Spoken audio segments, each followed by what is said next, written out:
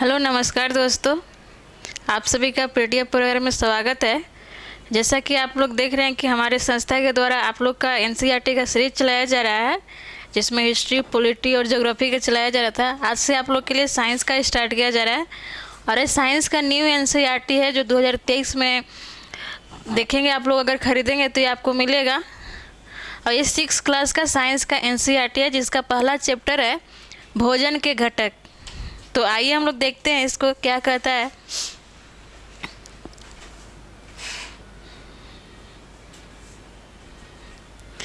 देखिए, पहला चैप्टर है जो कहता है, पिछली कक्षा में हमने उन खाद्य पदार्थों की सूची बनाई थी। क्या कहता है? पिछली कक्षा में हमने उन खाद्य पदार्थों की सूची बनाई थी जिन्हें हम खाते हैं। क्या है कहता है? पिछली कक्षा, यानी आपको 5 क्लास के बुक के बारे में बता रहा है। कहता है कि पिछली कक्षा में हमने उन खाद्य पदार्थों की सूची बनाई थी जिन्हें हम खाते हैं। देखिए आगे कहता है, भारत के विभिन्न भागों में खाए जाने वाले भिन्न भिन्न व्यंजनों के बारे में सभी ने बताया था तथा इन्हें मानचित्र में भी अंकित किया था। फिर आगे कहता है, एक प्रकार के भोजन में चपाती। क्या कहता है? एक प्रकार के भोजन में चपाती, दाल, बैंगन का भरता हो सकता है, तो दूसरे में चावल, साबर, भिंडी हो सकती है।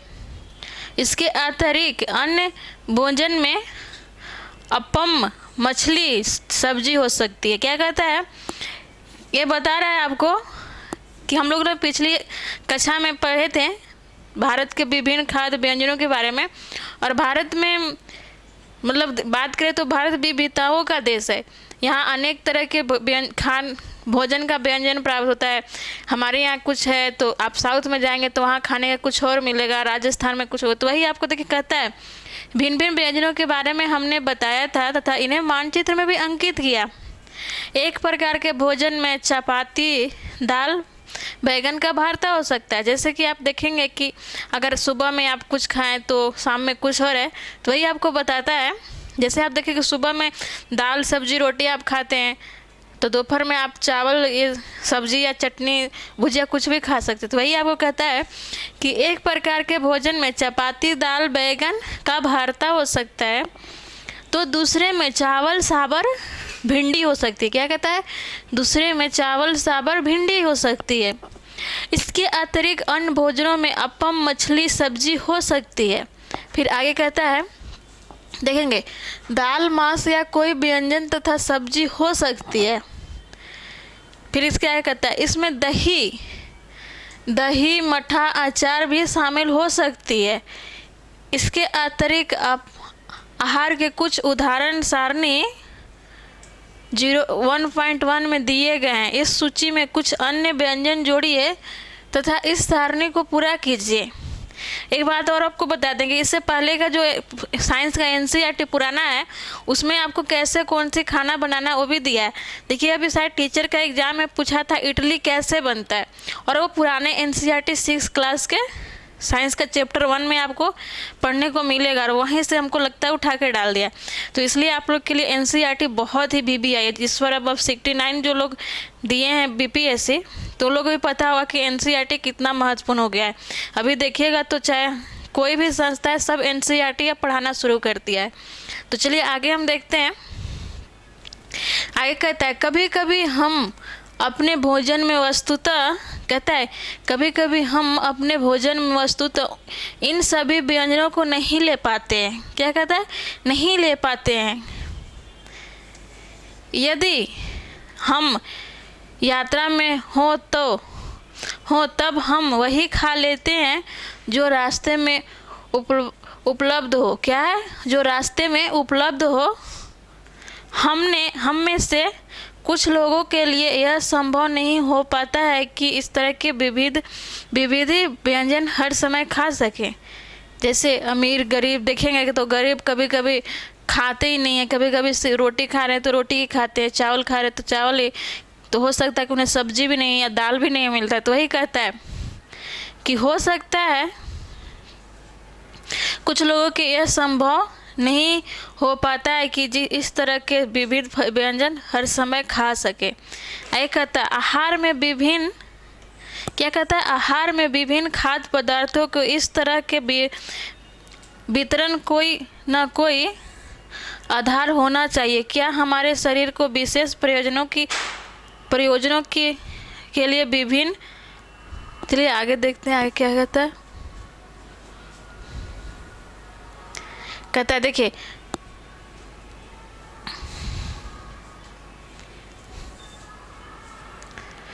आगे कहता है आहार में, देखिए कहता है आहार में विभिन्न खाद्य पदार्थों की इस तरह के वितरण का कोई ना कोई आधार होना चाहिए। क्या कहता है, आहार के विभिन्न पदार्थों के इस तरह के वितरण कोई ना कोई आधार होना चाहिए।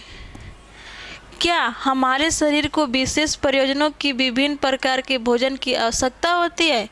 अब ये कहता है कि क्या हमारे शरीर जो है इसे विभिन्न प्रकार के व्यंजन या भोजनों की आवश्यकता होती है। तो आगे देखिए कहता है, आगे आप पढ़ेंगे विभिन्न प्रकार के खाद्य पदार्थ क्या होता है। देखिए कहता है आमतौर पर आहार में अन्न से बना कम से कम एक व्यंजन तो होता है। क्या कहता है, आमतौर पर आहार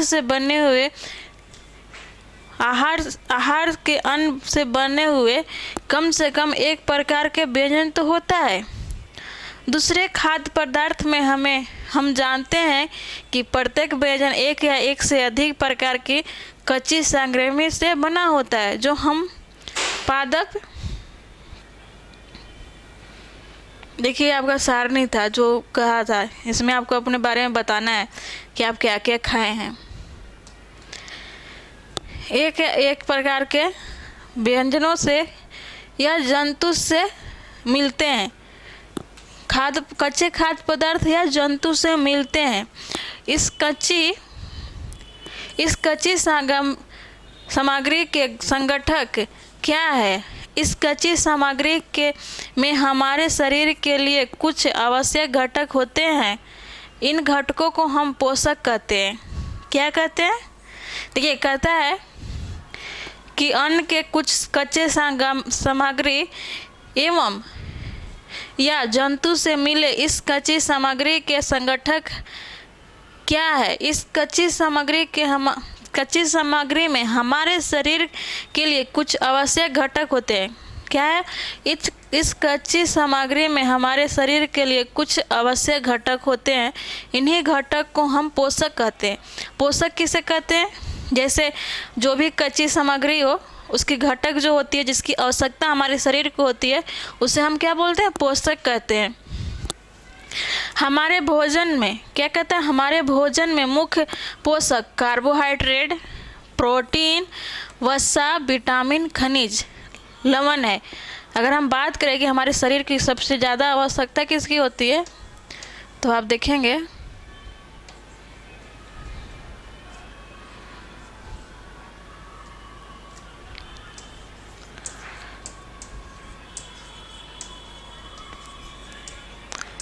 प्रमुख आवश्यकता में आप देखेंगे तो क्या होगा, कार्बोहाइड्रेट होगा,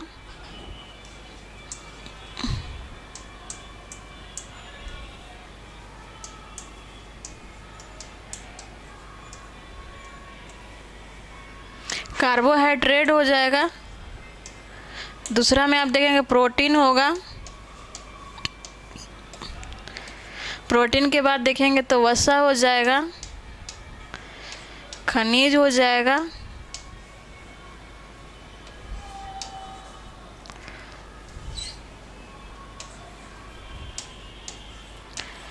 खनिज के बाद अगर आप देखेंगे तो लवण हो जाएगा। इन सारे चीज़ों की हम एक और है विटामिन हो जाएगा।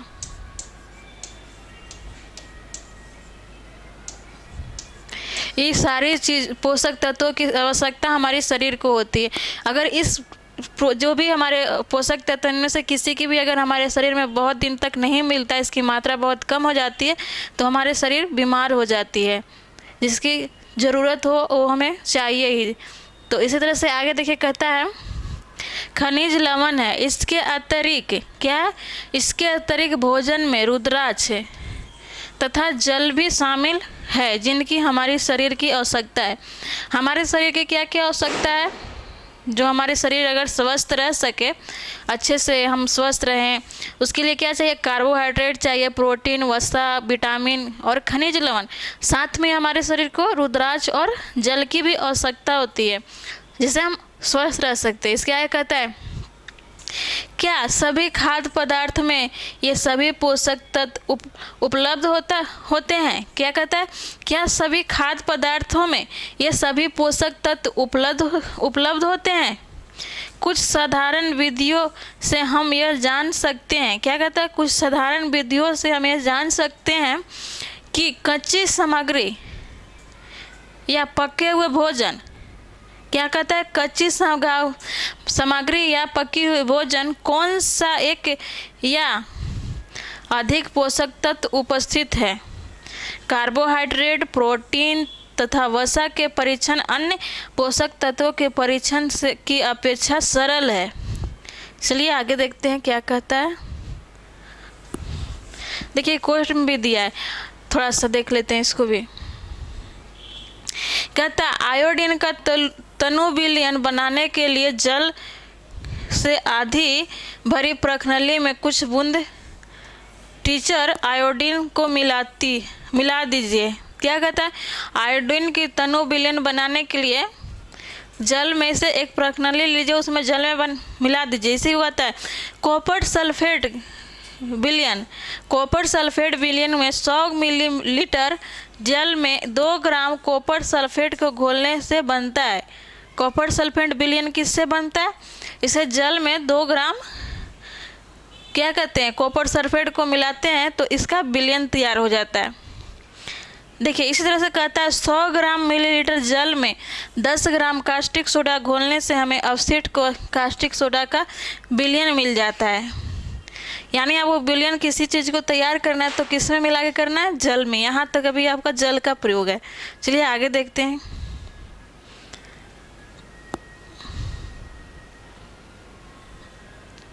देखिए कहता है कार्बोहाइड्रेट, प्रोटीन तथा वसा का परीक्षण अन्य पोषक तत्वों के परीक्षण की अपेक्षा सरल है। आइए इन सभी परीक्षणों को करके प्रेक्षणों को सारणी 1.2 में देखें। चलिए देखते हैं आगे क्या कहता है। कहता है कि इन परीक्षणों को करने के लिए आपको क्या कहता है? इन परीक्षणों को करने के लिए आपको आयोडीन, कॉपर सल्फेट तथा कास्टिक सोडा विलयन की आवश्यकता होगी। किसकी आवश्यकता होगी? तो आयोडीन, कॉपर सल्फेट और कास्टिक सोडा की विलयन की आवश्यकता होगी। आपको कुछ परखनली तथा एक डॉपर की भी आवश्यकता होगी। आपको एक परखनली और डॉपर की भी आवश्यकता होगी। आगे देखिए कहता है इन परीक्षणों को पके हुए भोजन तथा कच्ची सामग्री पर करें। इन परीक्षणों से प्राप्त प्रेक्षणों को सारणी 2.1 में दर्शाए गए तरीके से लिख सकते हैं। इस सारणी में कुछ खाद्य पदार्थ दर्शाए गए हैं। अपना परीक्षण इन पर या अन्य किसी उपलब्ध खाद्य पदार्थ पर कर सकते हैं। अन्य किसी उपलब्ध खाद्य पदार्थ पर कर सकते हैं। इन परीक्षणों को सावधानी से कीजिए और किसी भी रसायन को खाने या चखने का प्रयास मत कीजिए। अब आगे देखिए क्या कहता है।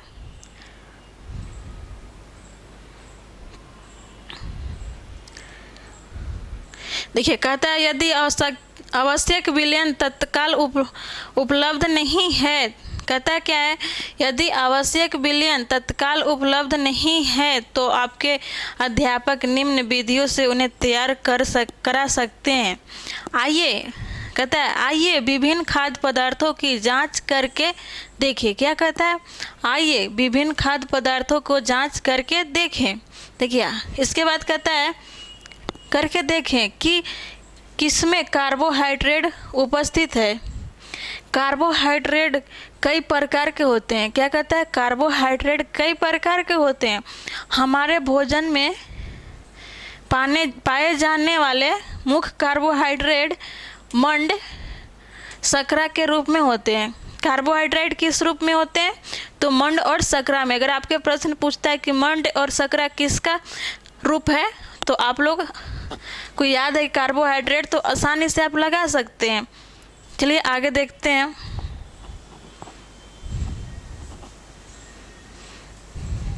देखिए आगे कहता है, क्या था? कार्बोहाइड्रेट का अन्य रूप क्या था? मंड और शर्करा था। यदि किसी खाद्य पदार्थ में मंड हो तो इसका आसानी से परीक्षण कर सकते हैं। क्या कहता है? यदि किसी खाद्य पदार्थ में मंड हो तो इसका आसानी से परीक्षण कर सकते हैं। आगे कहता है, मंड के लिए परीक्षण के लिए क्या कहता है? परीक्षण के लिए खाद्य पदार्थ या कच्ची सामग्री अल्प मात्रा में लीजिए। क्या कहता है कि मंड के परीक्षण के लिए खाद्य पदार्थ या कच्ची सामग्री अल्प मात्रा में लीजिए। और इसमें क्या कहता है? इसमें तनो आयोडीन विलयन की 2 या 3 बूंद डालिए। क्या डालिए? 2 या 3 बूंद डालिए। और चित्र 1.1 खाद्य पदार्थ के रंग में होने वाले परिवर्तन को देखिए। क्या यह नीला या काला हो गया, या नीला या काला हो गया तो ये मंड की उपस्थिति दर्शाता है। अगर आप किसी खाद्य पदार्थ को लेते हैं या कच्ची सामग्री को, अगर उसको परीक्षण करना है कि मंड है या कार्बोहाइड्रेट है, प्रोटीन है, वसा है, और आपको पता है कि बताया गया कि कार्बोहाइड्रेट का मतलब अन्य प्रयोग है जिसमें मंड और शर्करा प्रमुख है। अगर आपको मंड को जांच करना है तो उसमें आपको उसकी अल्प मात्रा लेना और उसमें आयोडीन, तनु आयोडीन विलयन को डालना है। अगर आप उसमें डालते हैं और उसके रंग में परिवर्तन हो जाता है, जैसे अगर उसका रंग क्या हो जाएगा? नीला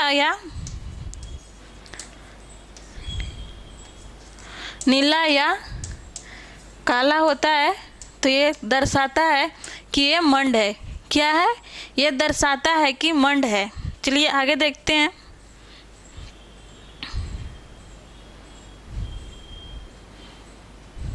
जैसे देखिए यहाँ पर लोग लिया है और उस पर आयोडीन डाला है जिसमें आपका कलर चेंज हो गया है। चलिए आगे देखते हैं। कहता है, इस परीक्षण को किसी अन्य खाद्य पदार्थ के साथ दोहराइए और जांच कीजिए कि किसमें मंड है और अपने प्रेक्षणों को सारणी 1.2 में लिखिए। इसके बाद देखिए प्रोटीन का परीक्षण करने के लिए कहता है। तो हम लोग जान गए कि मंड को हम लोग कैसे परीक्षण करेंगे। उसमें एक आयोडीन लेंगे और उसको देखेंगे। तो उसी तरह से देखिए आगे कहता है, जैसे एक आप आलू का टुकड़ा लीजिए और उस पर आयोडीन का, अगर आपको मंड जानना है या कार्बोहाइड्रेट जानना है तो एक आलू का टुकड़ा लीजिए। जैसे अगर हम कार्बोहाइड्रेट का बात करें तो कार्बोहाइड्रेट में आपका चावल हो जाएगा, आलू हो जाएगा, और ऐसे ही अन्य बहुत सारे होंगे। ये 2 तो महत्वपूर्ण है। चलिए आगे देखते हैं। आगे प्रोटीन के बारे में कहता है, प्रोटीन के परीक्षण के लिए किसी खाद्य पदार्थ की थोड़ी मात्रा लीजिए। क्या कहता है? प्रोटीन के परीक्षण के लिए कुछ थोड़ी मात्रा में कोई खाद्य पदार्थ लीजिए। क्या कहता है? प्रोटीन के परीक्षण के लिए किसी खाद्य पदार्थ की थोड़ी सी मात्रा लीजिए जिसमें खाद्य पदार्थ का परीक्षण करना है। जिस खाद्य पदार्थ का परीक्षण करना है, यदि वो ठोस है तो पहले उसका पेस्ट अथवा चूर्ण बनाने की आवश्यकता होगी। अब देखिए, आपको अगर किसी भी प्रोटीन को जांचना है तो उसकी थोड़ी सी मात्रा लीजिए खाद्य पदार्थ को। अगर वो ठोस है तो उसे पेस्ट बनाइए, उसे चूर्ण बनाइए। इसके बाद कहता है आवश्यकता होगी खाद्य पदार्थ की थोड़ी मात्रा को पीस कर या मसल कर उसे चूर्ण एक साफ परख नली में डाल दें और 10 बूंद जल डालकर उसे अच्छी तरह से हिलाएं। प्रोटीन को, अगर कोई प्रोटीन ठोस पदार्थ है, जैसे आप प्रोटीन में देखें गेहूं हो जाता है, ये सब मूंगफली में भी प्रोटीन और वसा दोनों होता है। तो अगर आपको उसको करना है तो उसे ठोस है, अगर उसे आप उसको चूर्ण बनाइए या पेस्ट बनाइए, और उसे चूर्ण बनाने के बाद एक प्रखनली में डालिए और उसमें पानी का बूंद डालिए। उसके आगे क्या कहता है, अब ड्रॉपर की सहायता से प्रखनली में 2 बूंद कॉपर सल्फेट डालिए। देखिए, अगर आपको कार्बोहाइड्रेट को परीक्षण करना है तो उसमें आपको आयोडीन की आवश्यकता होगी, और प्रोटीन की अगर आपको परीक्षण करना है तो उसमें किसकी आवश्यकता होगी, तो कार्बोहाइड्रेट का विलयन तथा 10 बूंद कास्टिक सोडा की भी आवश्यकता होगी। यानी प्रोटीन को परीक्षण करने के लिए कास्टिक सोडा और कास्टिक सोडा और कॉपर सल्फेट की भी आवश्यकता होगी। चलिए आगे देखते हैं।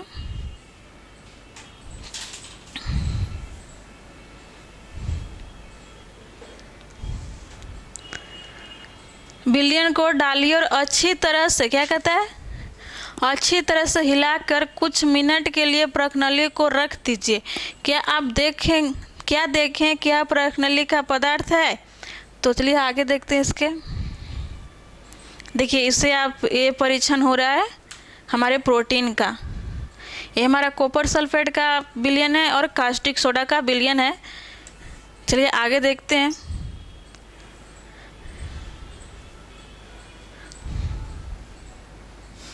जब आप प्रोटीन, कोई भी खाद्य पदार्थ जिसमें प्रोटीन है, अगर उस पर आप कास्टिक सोडा या कॉपर सल्फेट डालेंगे तो उसका रंग किस तरह से हो जाता है, तो उसका रंग आपका बैंगनी कलर का हो जाएगा। क्या हो जाएगा, बैंगनी कलर का। जो बैंगनी कलर का रंग है, देखिए कहता है बैंगनी रंग का हो गया। बैंगनी रंग के खाद्य पदार्थों में प्रोटीन की उपस्थिति होती है। प्रोटीन की उपस्थिति किस में हुआ परीक्षण करने पर, तो बैंगनी कलर का जो आया उसमें। और कार्बोहाइड्रेट किस में था, तो एक जिसमें काला और नीला रंग आता है, जैसे आलू हो गया, चावल हो गया, तो ये हमारा हो गया। बाकी देखिए कहता है अब वसा का परीक्षण के लिए वसा का परीक्षण किया जा रहा है। खाद्य पदार्थ की अल्प मात्रा लीजिए, इसके एक कागज के टुकड़े में लपेट कर कूटिए। क्या कहता है कि खाद्य पदार्थ को आप लीजिए और उसे कागज़ में लपेट कर कूटिए। जैसे आप मूंगफली के ले सकते हैं, सोयाबीन ले सकते हैं, या फिर जैसे क्या बोलते हैं सरसों का, ये सब आप लेंगे तो उसमें आपको अगर कागज़ में रख के कूटते हैं तो वो कागज़ जो वहाँ पर उतने दूर भींग जाएगा। तो वही आपको कहता है। देखिए आगे क्या कहता है, कूटिए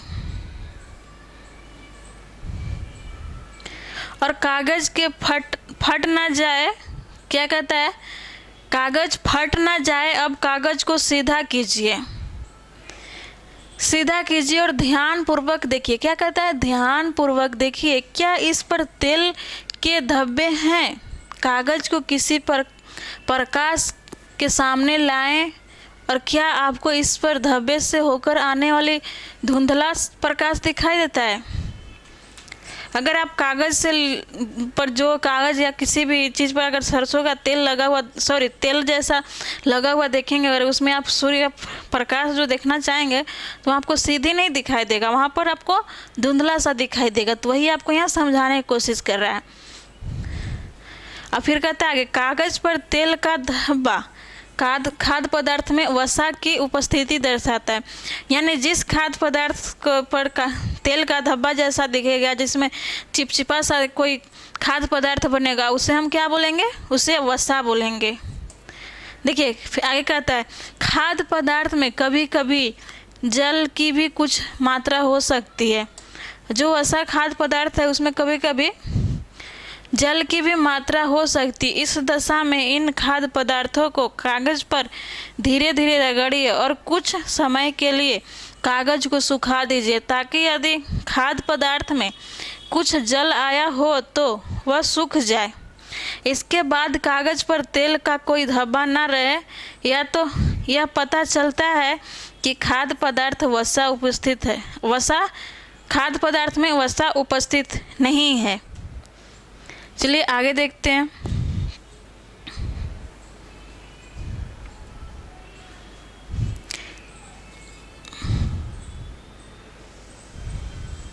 देखिए कहता है, एक परीक्षण क्या दर्शाता है, क्या कहता है, यह परीक्षण क्या दर्शाता है, क्या वसा प्रोटीन यह परीक्षण क्या दर्शाता है? क्या वसा, प्रोटीन तथा मंड उन सभी खाद्य पदार्थों में उपस्थित है जिनका आपने परीक्षण किया? क्या एक खाद्य पदार्थ में एक से अधिक पोषक तत्व उपस्थित हैं? अब आपको बताना है कि जो जो आप परीक्षण किए क्या उसमें आपको कार्बोहाइड्रेट, वसा, प्रोटीन उपस्थित है या एक से अधिक पोषक तत्व उपस्थित हैं?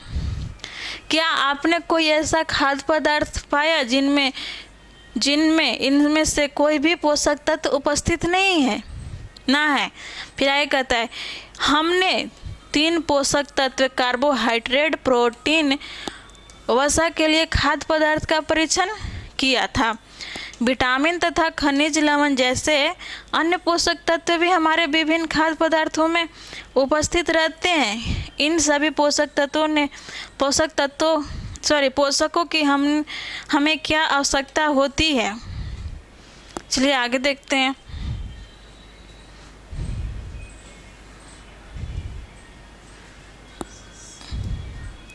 देखिए आगे कहता है विभिन्न पोषक तत्व हमारे शरीर के लिए क्या करते हैं? तो आइए देखते हैं, कार्य देखते हैं। कार्बोहाइड्रेट का मुख्य कार्य क्या देखेंगे आप? कार्बोहाइड्रेट मुख्य रूप से हमारे शरीर को ऊर्जा प्रदान करती है। देखिए यहाँ से आप लोग के लिए बहुत ही VBI स्टार्ट होता है सेशन। देखिएगा क्या कहता है, कार्बोहाइड्रेट का मुख्य कार्य क्या है?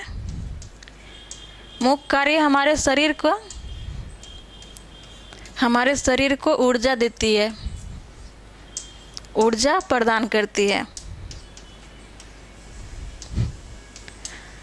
कार्बोहाइड्रेट क्या करती है? तो हमारे शरीर को ऊर्जा प्रदान करती है। वसा से भी हमें ऊर्जा मिलती है। वसा से भी हमें ऊर्जा मिलती है। किससे? वसा से भी हमें ऊर्जा मिलती है।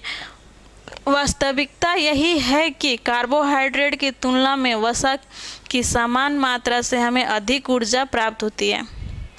अब आपको ये बता रहा है कि कार्बोहाइड्रेट जो हमारे शरीर को ऊर्जा प्रदान करती है, यहाँ तक कि वसा है वो भी ऊर्जा प्रदान करती है, लेकिन कहता है वास्तविकता यही है कि कार्बोहाइड्रेट की तुलना में वसा की समान मात्रा से हमें अधिक ऊर्जा प्राप्त होती है। क्या कहता है? कार्बोहाइड्रेट की मात्रा की तुलना में वसा की समान मात्रा से हमें अधिक ऊर्जा प्राप्त होती है।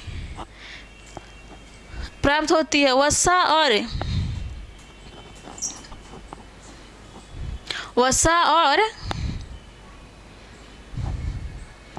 कार्बोहाइड्रेट भोजन को ऊर्जा देने वाला भोजन कहा जाता है। यानी अब आपको कहता है कि कार्बोहाइड्रेट और वसा ये दोनों भोजन जो है ऊर्जा देने वाला भोजन कहता है।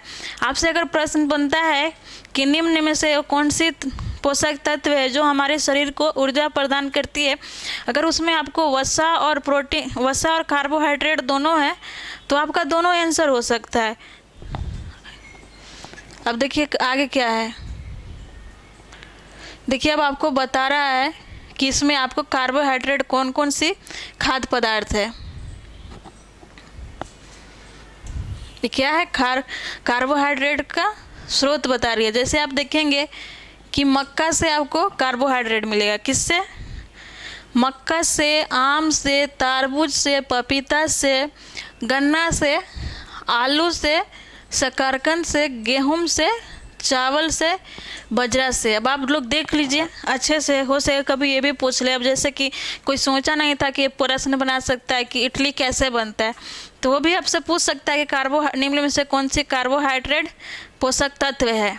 तो आप लोग देखिए क्या है, देखेंगे तो बाजरा से भी हमें कार्बोहाइड्रेट मिलती है, चावल से भी मिलती है, गेहूं से भी मिलती है, शकरकंद से भी मिलती है, आलू से भी मिलती है। इसके बाद आप देखिए तो गन्ना में भी कार्बोहाइड्रेट की मात्रा होती है, पपीता में भी कार्बोहाइड्रेट होती है। इसके बाद आप देखेंगे तो तरबूज में भी कार्बोहाइड्रेट है, और आम में भी कार्बोहाइड्रेट है, और मक्का में भी। चलिए अब आगे देखते हैं। ये हमारा कार्बोहाइड्रेट का स्रोत था। आगे देखते हैं। देखिए अब आगे वसा का स्रोत है। ये हमारा वसा है। क्या है? वसा का स्रोत है। वसा का अगर बात करें तो आप देखेंगे वसा हमें कहाँ से मिलती है? मूंगफली से मिलती है। अगर आप मूंगफली के एक दाना को लीजिए और एक कागज़ के में उसको रख के उससे कूटिए तो आप देखेंगे कि उसमें तेल की जैसा धब्बा हो गया। क्या हो गया? तेल जैसा धब्बा। इसी तरह से अगर आप देखेंगे, आप नारियल भी लेंगे तो नारियल को भी, अगर सूखा हुआ नारियल को अगर आप लेके कूटेंगे तो उसमें भी आपको तेल की तरह धब्बा दिखेगा। इसके बाद आप देखिए कहता है सरसों को, सरसों भी लीजिएगा तो उसमें भी आपको वसा का मात्रा मिलेगा। यहाँ तक अब इसके बाद काजू या काजू बादाम दोनों लीजिएगा तो उसको भी आप कूटिएगा तो उसमें भी आपका वसा का मात्रा मिलेगा। क्या मिलेगा? वसा का मात्रा। इसके बाद आपको कहता है तिल में भी आपको वसा की मात्रा देखने को मिलेगा। तो आप लोग समझ गए कि वसा क्या है और कार्बोहाइड्रेट क्या है। अब आगे देखिए, प्रोटीन है, ये हमारा प्रोटीन है, नहीं सॉरी, ये भी आपका वसा ही है।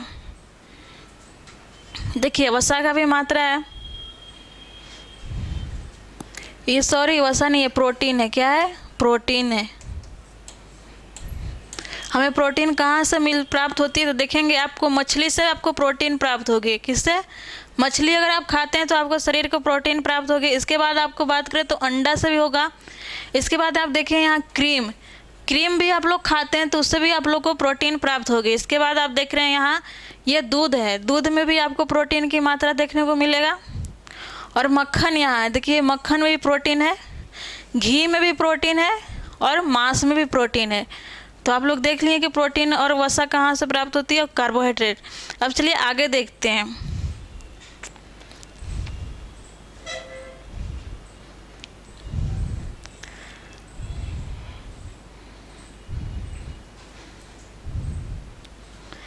देखिए ये आपको यहाँ से भी वसा प्राप्त होगी। मछली का तेल भी होता है,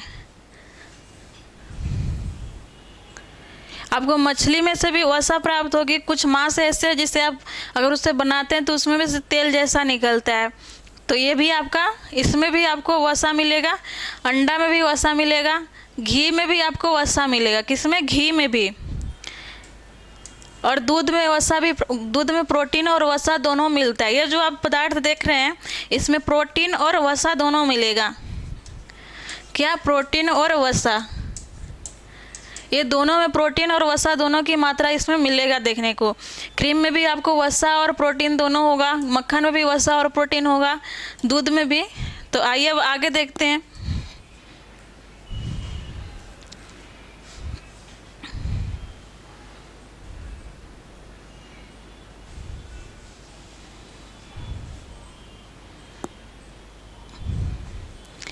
देखिए अब आपको जो दिख रहा है यहाँ पर आपको प्रोटीन दिखेगा। जैसे आपको जहाँ जहाँ आपका वसा और प्रोटीन था यहाँ आपको सिर्फ प्रोटीन है। जैसे आप देखेंगे चना है, चना में भी आपको प्रोटीन की मात्रा मिलेगा।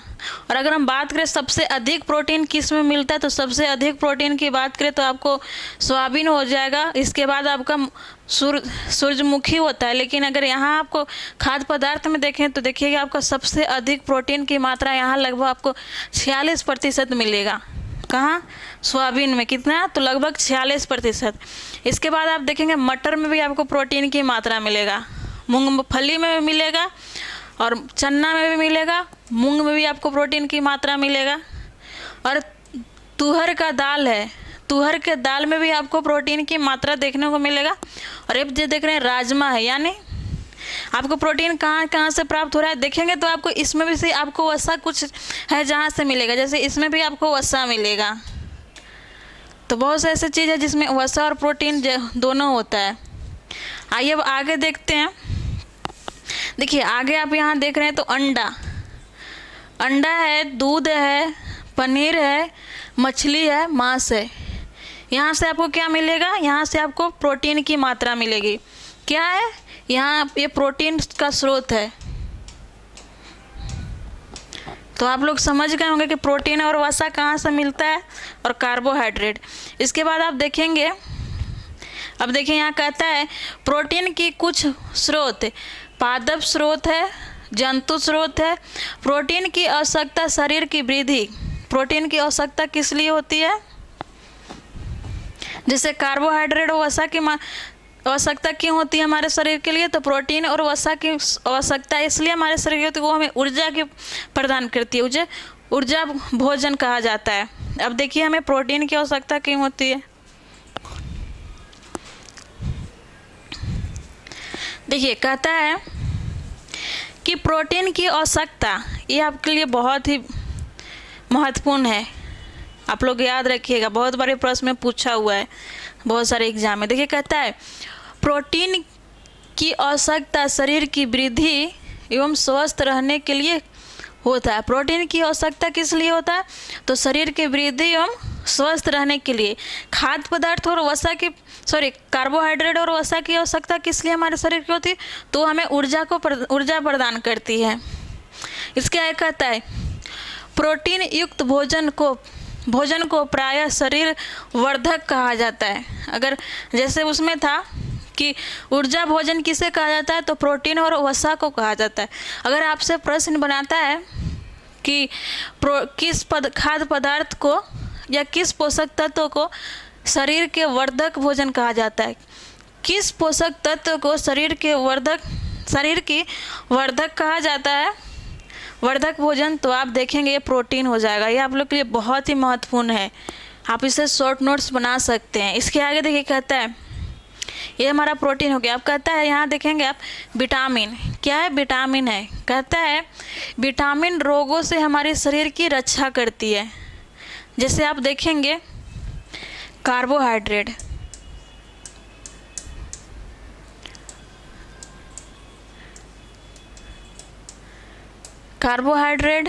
प्लस वसा हमारे शरीर को ऊर्जा देती है। क्या देती है? ऊर्जा प्रदान करती है। जबकि प्रोटीन हमारे शरीर को स्वस्थ रखती है। क्या रखती है? स्वस्थ रखती है और शरीर में वृद्धि करती है। इसी तरह से अगर विटामिन की बात करें तो विटामिन के कार्य क्या है हमारे शरीर में? तो इसका कार्य हमारे शरीर में क्या है? ये शरीर की रक्षा करती है। विटामिन शरीर को क्या प्रदान करती है? विटामिन जो हमारे शरीर को रक्षा प्रदान करती है। कार्बोहाइड्रेट और वसा की बात करें तो ऊर्जा प्रदान करती है। और प्रोटीन की बात करें तो प्रोटीन हमारे शरीर के स्वास्थ्य और वृद्धि में सहायता करती है। चलिए आगे देखते हैं क्या कहता है। रक्षा करती है। विटामिन हमारे शरीर की आँख, अस्थियों, दांत और मसूड़ों को स्वस्थ रखने में भी सहायता करती है। विटामिन हमारे शरीर के अन्य भागों को स्वस्थ रखने में सहायता करती है। तो आँख हो गया, अस्थि हो गया, दांत हो गया और मसूड़े हो गया, इन सभी को स्वस्थ रखने में विटामिन बहुत ही महत्वपूर्ण योगदान देती है। देखिए आगे कहता है विटामिन कई प्रकार के होते हैं। क्या कहता है? विटामिन कई प्रकार के होते हैं। जैसे आप देखें कहता है विटामिन कई प्रकार के होते हैं जिन्हें अलग अलग नामों से जाना जाता है। क्या कहता है? जिन्हें अलग अलग नामों से जाना जाता है। इनमें से क्या कहता है? इनमें से कुछ विटामिन ए है, कुछ विटामिन बी है, कुछ विटामिन सी है, तो डी है, कुछ विटामिन डी है, विटामिन ई है तथा विटामिन के नाम से जाना जाता है। अब आगे कहता है देखिए विटामिन के एक समूह को विटामिन बी कम्प्लेक्स कहते हैं। जैसे विटामिन बी का एक समूह है जिसमें vitamin A, vitamin B, vitamin 3, 4, 6, 7 यानी 12 तक है, तो उसे हम क्या कहते हैं? विटामिन बी के कम्प्लेक्स कहते हैं। हमारे शरीर को सभी प्रकार से विटामिन, देखिए आगे है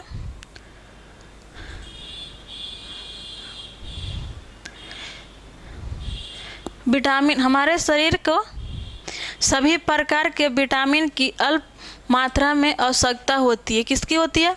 अल्प मात्रा में आवश्यकता होती है। विटामिन ए का कार्य क्या है? अब आप लोग यहाँ से याद रखिएगा, बहुत ही महत्वपूर्ण है। विटामिन ए का कार्य क्या है? तो त्वचा तथा आँख को स्वस्थ रखना। विटामिन ए का कार्य क्या है? आप लोग शॉर्ट नोट्स भी बना सकते हैं, यहाँ से आपको बहुत ही महत्वपूर्ण चैप्टर ये है। ये विटामिन ए का कार्य क्या है? तो त्वचा एवं आँख को स्वस्थ रखना। इसके बाद कहता है विटामिन सी बहुत से रोगों से लड़ने में हमारी मदद करती है। विटामिन सी का कार्य क्या है? तो हमारे शरीर में बहुत सारे रोग और जख्म जो है उससे लड़ने में सहायता करती है। यहाँ तक हमारे प्रतिरोधक क्षमता भी विटामिन से बनती है। देखिए आगे कहता है विटामिन डी, क्या कहता है? विटामिन डी हमारे अस्थियों और दांतों के लिए कैल्शियम का उपयोग करने में हमारे सहायता करती है। विटामिन डी हमारे शरीर में किसकी मजबूती में सहायता करती है? तो अस्थि और दांत में। विटामिन सी का कार्य क्या? तो बहुत सारे रोगों से लड़ती है। और विटामिन ए का कार्य क्या है? तो हमारे आँख और क्या बोलते हैं, त्वचा को रक्षा करती है। आगे कहता है विभिन्न विटामिनों से भरपूर भोजन का चित्र 1.6 से 1.9 तक दिखाए गए हैं। अब देखिए चित्र में हम देखते हैं कौन सी विटामिन कहाँ से प्राप्त होती है। देखिए हमारा विटामिन का स्रोत है, आप लोग याद रखिएगा क्या है? विटामिन का स्रोत है। जैसे आप देखेंगे ये हमारा विटामिन ए का स्रोत है। क्या है? विटामिन ए का स्रोत है। विटामिन ए में अगर आप देखेंगे तो आपका आम हो जाएगा, मछली का तेल हो जाएगा, दूध हो जाएगा, गाजर हो जाएगा और पपीता हो जाएगा। तो विटामिन ए का स्रोत कहाँ से है? तो आप देखेंगे गाजर है, आम है, पपीता है, मछली का दूध भी है और तेल भी है और दूध भी है। अगर सबसे अधिक आपके बहुत बार हम देखेंगे प्रश्न पूछता है कि विटामिन ए की मात्रा सबसे अधिक कहाँ प्राप्त होती है? तो आप देखेंगे तो गाजर में है। कहाँ? गाजर में विटामिन ए की मात्रा सबसे अधिक मिलती है। इसके बाद आप देखेंगे विटामिन बी है। क्या है? विटामिन बी है। ये आप देखेंगे विटामिन बी का ये स्रोत है। कहाँ से मिलती है? तो आप देखेंगे यकृत से मिलती है। कहाँ से? यकृत से, गेहूं से और चावल से। विटामिन बी कहाँ से प्राप्त होती है? तो यकृत, चावल, गेहूं से। अब आगे आप देखेंगे ये हमारा विटामिन सी का स्रोत है। क्या है? विटामिन सी का स्रोत है। अब देखेंगे आपके विटामिन सी हमें कहाँ से प्राप्त होती है? तो देखिए आपको विटामिन सी संतरा, टमाटर, अमरूद, मिर्च, नींबू, आंवला से प्राप्त होती है। कहाँ से प्राप्त होती है? तो संतरा से, टमाटर से, मिर्च से, अमरूद से, नींबू से, आंवला से। लेकिन बहुत बार प्रश्न बताया है कि विटामिन ए सी का स्रोत सबसे अधिक किस में मिलता है? तो आप बात करें हम तो आंवला में सबसे अधिक विटामिन सी मिलता है। चलिए अब आगे देखते हैं। देखिए आगे विटामिन डी का स्रोत है। क्या है? Vitamin D. अब आप देखेंगे कि विटामिन डी कहाँ से प्राप्त होता है? तो आप देखिए विटामिन डी आपको दूध से प्राप्त होता है, मक्खन से प्राप्त होता है, ये यकृत है, यकृत से प्राप्त होता है, अंडा और मछली से। अगर आपको विटामिन डी की कमी है तो आप ये खाद्य पदार्थ लेते हैं तो आपको विटामिन डी की कमी खत्म हो जाती है। इसी तरह से अगर विटामिन सी की कमी है तो वो खाद्य पदार्थ आप अगर अपने भोजन में प्रयोग में लाते हैं तो आपकी कमी खत्म हो जाएगी। चलिए अब आगे देखते हैं।